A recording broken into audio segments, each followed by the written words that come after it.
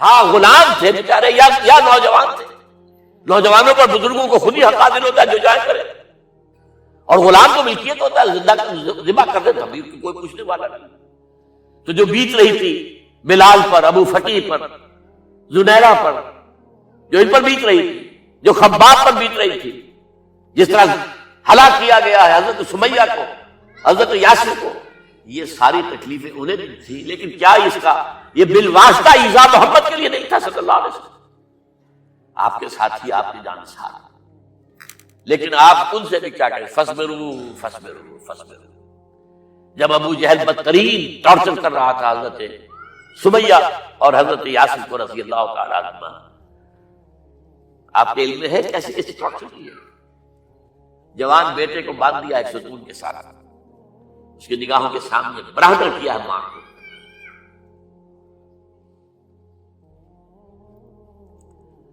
ہاتھ میں ایک مورتی ہے. جب تنگ آ گیا, ستا کر تنگ کر کے مار مار کے حضرت سمیہ ٹس سے مس نہیں ہو رہی. کہتا ہے تم ایک دفعہ کہہ دو سمیہ کہ ہاں اس مورتی میں بھی کچھ ہے, میں تمہیں چھوڑ دوں. انہوں نے تھوک دیا, برچھا مارا ہے شرمگاہ کے.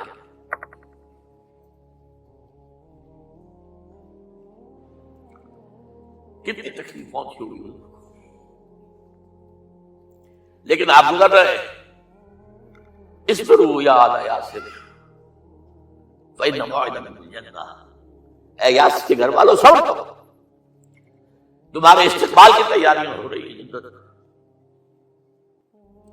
یہ سیرت بھی بناتا سناتا ہے. یہ سیرت یاسر کے ساتھ کیا کیا ہے, 4 اونٹ نر شان, اور ان کے ساتھ رسے باندھ کر ایک رسے سے ان کا ایک بازو باندھا, ایک سے دوسرا بازو, ایک سے ایک ٹانگ, دوسرے سے دوسری ٹانگ. انہیں دوڑایا ہے کہ پرکھتے اڑنے سے. یہ دین ایسے ہی قائم نہیں ہوا. عدل و انصاف کا نظام ٹھنڈے ٹھنڈے قائم نہیں ہوتا, گھر میں آرام سے بیٹھے ہوئے قائم نہیں ہوتا. اور سنیے, 3 برس شیب بنی ہاشم کے تو قید ہے, 3 برس.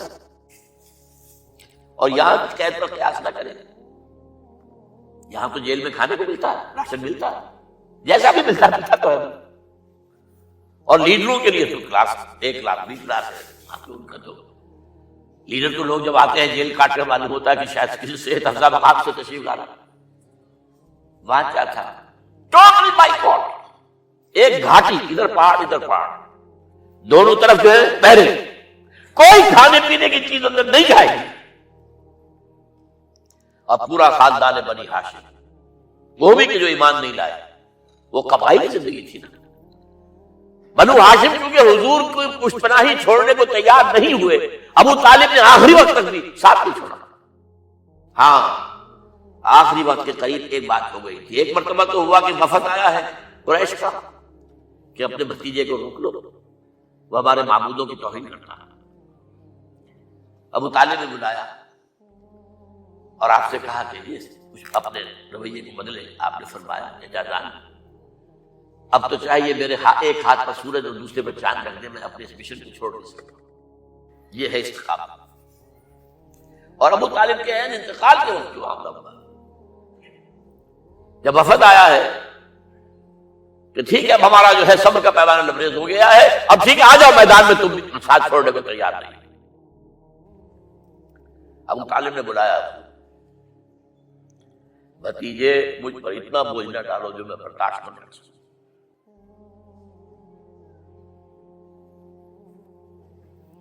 حضور کی آنکھوں میں آنسو آ گئے. چچا جان اب تو یا یہ بات پوری ہوگی یا میں اپنے آپ کو ختم کروں, اسی میں ختم کروں. 12 شیب بنی ہاشم میں 3 برس کی سال میں گزرے ہیں. ٹوٹل بائیکاٹ, کوئی کھانے پینے کی نہیں. کچھ لوگ تھے شریف النفس, مثلا حکیم بن حزام تھے رضی اللہ تعالیٰ, اور بعد میں ایمان لے آئے. حضرت خدیجہ کے وہ رشتے دار تھے. وہ پہاڑ پر چڑھ کر ایک طرف سے رات کی تاریکی میں دونوں دروازے تو بند ہیں. پہاڑ پر چڑھ کر چوٹی سے نیچے اتر کر کوئی چیز نہیں کھانے پینے کے لیے آیا بس کوئی اور ایک آدھ ہوگا ایسا. یہاں تک نوبت آئی ہے کہ بنی ہاشم کے یہ پھول جیسے بچے معصوم بھوک سے بلبلا رہے ہیں اور اس کے سوا کچھ نہیں ہے کہ سوکھے چمڑے ابال کر ان کا پانی ان کے حلق میں ٹپکا دیا.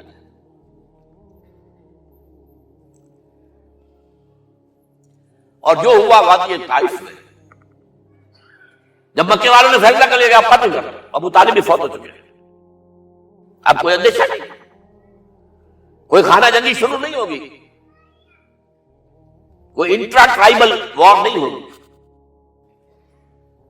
تو آپ طائف گئے ہیں. شاید وہاں کے 3 سردار تھے بڑے, اور یہ طائف اصل میں قریشی کا سمجھیے کہ یہ ان کا گرمیوں کا یہ صحت افزا مقام تھا. یہ تمام جو سردار تھے مکے کے ان کی جائیدادیں وہاں کی باغات تھے, اور وہاں کے بھی 3 سردار تھے, تو شاید ان میں سے کسی کو اللہ توفیق دے دے. وہاں گئے ہیں اور صرف ایک ساتھ ہے حضرت زید بن حارثہ, حضرت ابوبکر بھی ساتھ نہیں, سائے کی طرح ساتھ رہنے والا بھی ساتھ نہیں. وہاں جا کر جو آپ نے تینوں سے بات کی ہے, تینوں میں وہ باتیں کہی ہیں جو کلیجے کو چیر جائیں. تمہارے سوا کوئی اللہ کو نہیں ملا تھا رسول بنانے, جاؤ چلے جاؤ.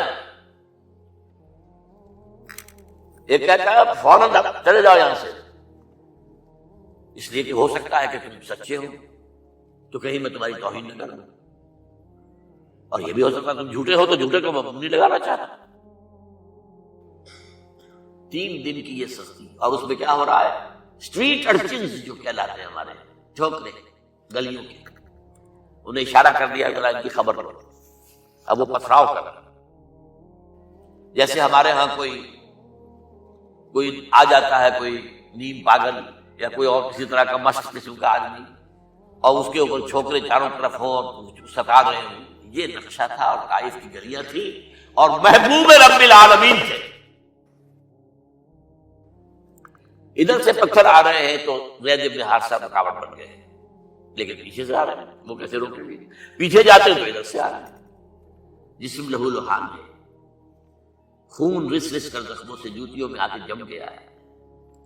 پھر وہاں سے آپ نکل کر گئے, ایک باغ میں تھوڑی سی پناہ لی ہے تھوڑی دیر کے لیے, جوتے بڑی مشکل سے اترے ہیں, خون جمع ہوا, اور وہ جو پھر دعا نکلی ہے آپ کے, وہ کلیجے کو چیر جانے والی ہے. اللہم الیک اشکو ضعف قوتی وقلت حیلتی وحوانی علی الناس. اے اللہ تیری جناب میں فریاد لے کر آیا, اپنی قوت کی کمی کا, اپنے وسائل کی کمی کا, اور لوگوں میں جو رسوائی ہو رہی ہے. الا من تکلنی الا بعید یتجہمنی او الا عدو ملکت امری. مجھے کس کے حوالہ کر دیا ہے؟ مجھے دشمن کے حوالے کر دیا جو چاہے میرے ساتھ کر دے. فریاد ہے کہ نہیں؟ بڑی زوردار فریاد ہے, بڑی زوردار. لیکن پھر مقام عبدیت کا ضرور ہوتا ہے.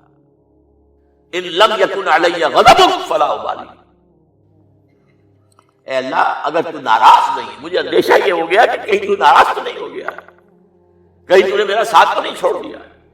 اگر تو ناراض نہیں تو مجھے کوئی پرواہ نہیں, جو ہو سو سر تسلیم خواہ جو مزاج یاد میں. واپس آئے ہیں تو مکے میں داخل نہیں ہو سکتے تھے, وہاں تو قتل کا فیصلہ ہو چکا. باہر ہی آپ نے ڈیرا لگایا, زید بن حارثہ کو بھیجا, فلاں شخص کے پاس جاؤ, تم اگر امان میں لے لو محمد کو تو محمد آ جائے. میری یہ پوزیشن نہیں ہے, میں قریش کے مقابلے میں امان نہیں دے سکتا. دوسرے کے پاس بھیجا, اس نے بھی ایسے جواب دیا. تیسرے کے پاس جب گئے حضرت زید مطعم بن عدی, اس نے کہا ٹھیک ہے میں امان دیتا ہوں محمد کو, وہ آ جائے مکے میں. حضور سے آگے کہا, نہیں جا کر کہو آ کر لے کر جا. کیوں؟ کیا پتا اچانک جو ہے میرے داخل ہوتے ہی کوئی مجھ پر حملہ کرے, قتل کر دے. وہ تو یہ کہہ سکے کہ ہمیں کیا پتا تھا کہ مطعم نے جو ہے امان دی ہے. I never knew it. اب یہ قبیلے کے اندر یہ ہوتا تھا کہ ایک نے امان دے دی, سب کی طرف سے امان. لہذا حضور نے فرمایا آ کر لے کر جاؤ. وہ اپنے 6 بیٹوں کو ہتھیار سجا کر لے کر آیا ہے, اور پھر لے کر گیا حضور کو، کہتا ہوا گزر رہا ہے راستے میں، لوگوں سن لو محمد میری امان میں صلی اللہ علیہ وسلم۔ اس لیے آپ کو مکے کے اندر پھر 2-2.5 سال مزید رہنے کا موقع ملا، اور اتنا بڑا احسان آپ نے مانا پھر مطعم بن عدی کا کہ غزوہ بدر میں جب 70 اسیر تھے قریش کے حضور کے پاس، تو آپ نے فرمایا تھا کہ اگر آج مطعم زندہ ہوتا اور وہ سفارش کرتا تو میں ان سب کو چھوڑ دیتا بغیر کسی فدیے کے۔ بہرحال یہ چند باتیں میں نے آپ کو بتائی، باقی تو یہ کہ غار ثور ہے کیسی کیسی، اور پھر غزوہ بدر سے پہلے کی رات ہے، اور وہ آپ کا زندگی کا طویل ترین سجدہ ہے اس میں، جہاں پر یہ الفاظ بھی آپ نے کہہ دیا اللہ اگر کل یہ جو 313 یہاں جمع ہے اگر یہ ختم ہو گئے تو پھر قیامت تک تیرا نام لینے والا کوئی نہیں ہوگا، میں آخری رسول اور میری یہ 15 برس کی کمائی ہے۔ اس وقت کہا حضرت ابوبکر وہ پیردار کی حیثیت سے کھڑے تھے، حسبک حسبک حضور بس کیجئے بس کیجئے۔ بہرحال بدر ہے، احد ہے، زخمی ہوئے، دندان مبارک شہید ہوئے، خون اتنا بہا ہے کہ بے ہوش ہو گئے، اور خبر ہو گئی ہے کہ آپ شہید ہو گئے۔ یہ سب کچھ، اور سب سے بڑھ کر حمزہ کی لاش سامنے آئی، کیسی لاش، ناک کٹی ہوئی ہے، کان کٹے ہوئے، پیٹ چاٹ کر کے کلیجہ چبایا ہوا ہے، کس طرح برداشت کیا ہوگا آپ نے؟ اپنے اوپر تاریخ کر کے دیکھیں، یہ حمزہ کون ہے؟ چچا ہے، دودھ شریک بھائی ہے، خالہ کا بھائی ہے، ساتھ کا کھیلا ہوا ہمجولی ہے، اور اس کی لاش ہے۔ جو قلب اطہر پر بیت رہی تھی وہ مدینے میں آ کر ایک بڑا ماحول بدلا ہوا تھا، وہ بات سامنے آ گئی۔ جب آپ مدینے واپس تشریف لائے تو ظاہر بات ہے کہ زیادہ انصار کے لوگ تھے جو شہید ہوئے تھے۔ بدر میں مہاجرین تو میرے خیال ہے 4 تھے نمبر کے اندر، 3/4 لوگ انصاری تھے۔ اسی طریقے سے عہد کے اندر معاملہ، تو مختلف گھروں سے عورتوں کے بین کرنے کی آوازیں آ رہی تھی، اس لیے کہ اس وقت تک بین کرنا حرام نہیں قرار دیا گیا تھا، ممنوع نہیں تھا۔ آوازیں سن کر حضور کی زبان مبارک سے نکل گیا اما حمزہ تو فلا بواکی لہو، ہائے حمزہ کے لیے تو کوئی رونے والی بھی نہیں ہے۔ اس پر پھر صحابہ نے، انصار نے اپنے ہاں کی خواتین حضرت صفیہ کے ہمیں جب اس کی بہن تھی وہاں انہوں نے جاتی ہوئی تعزیت کی۔ بہن غزوہ احزاب کا آپ نے سن لیا، اس وقت رسول پڑھنے والوں کیا کیا باتیں چیز لوگوں میں مشہور ہو گئی۔ اس وقت لفظ آیا کہاں ہے قرآن میں؟ سورہ احزاب میں۔ وہ اس وقت کیا تھا؟ جب خندق کھودنے کا فیصلہ ہوا ہے اور خندق کھود رہی ہے، حضور بھی لگے ہوئے ہیں، بھاری بھاری پتھر اٹھا کر کندھے پر لا کر باہر پھینک رہے ہیں، پتھریلی زمین تھی، ایک پتھر کسی سے ٹوٹا نہیں تھا، تو حضور نے جو ہے 3 دفعہ جو اس کی مطلب لگائی تب ٹوٹا ہے۔ لیکن یہ کہ کئی دن کے فاقے ہو چکے تھے، کھانے میں کچھ نہیں، پورا محاصرہ تھا، 12,000 کا لشکر گھیرے ہوئے، یہاں تک کہ آپ کو معلوم ہے کہ گھروں کے اندر بیت الخلا تو نہیں ہوتے، باہر جاتے تھے قضاء، اس کا کوئی امکان نہیں۔ شدید ترین آزمائش جو ہوئی ہے اس کا نتیجہ ایک طرف یہ نکلا کہ منافقین کا نفاق ان کی زبانوں پر آ گیا۔ قرآن مجید میں ہے یہ انہی آیات میں، ما وعدنا اللہ ورسولہ الا غرورا، ہمیں تو اللہ اور اس کے رسول نے دھوکہ دے کے برباد دیا۔ ہم سے کہا تھا کہ قیصر و کسریٰ کے خزانے تمہارے قدموں میں آئیں گے، اور حال یہ ہے کہ ہم رفع حاجت کے لیے باہر نہیں جا سکتے، کھانے کو کچھ نہیں۔ اس وقت کچھ صحابہ آئے ہیں حضور صلی اللہ علیہ وسلم سے، دیکھیے فاقے سے کمر دوہری ہوئی جا رہی ہے، ہم نے اپنے پیٹوں پر پتھر باندھے، چادروں کے ساتھ پتھروں کا کسا ہوا تاکہ کمر سیدھی رہے۔ حضور نے اپنا کرتا مبارک اٹھا کر دکھایا، 2 پتھر، یہ ہے اسوہ، یہ ہے آپ کی سنت، آپ کا اسوہ حسنہ۔ لیکن اس اسوہ حسنہ سے فائدہ کون اٹھا سکتا ہے؟ لقد کان لکم فی رسول اللہ اسوۃ حسنۃ لمن کان یرجو اللہ والیوم الآخر وذکر اللہ کثیرا. اسوہ تو اپنی جگہ ہے، قرآن میں ہدایت سب کے لیے، ہدی للناس، لیکن فائدہ اٹھائیں گے صرف متقین، ہدی للمتقین ہے سب کے لیے. اسوہ سب کے لیے ہے، لیکن استفادہ وہی کر سکے گا جو 3 شرطیں پوری کرے: اللہ اور یوم آخر پر ایمان اور اللہ کا ذکر کثرت کے ساتھ. بہرحال یہ میں نے آپ کے سامنے اس حوالے سے رکھا ہے. یہ اسوہ جو ہے حضور کا، یہ ہم پر اتمام حجت ہے.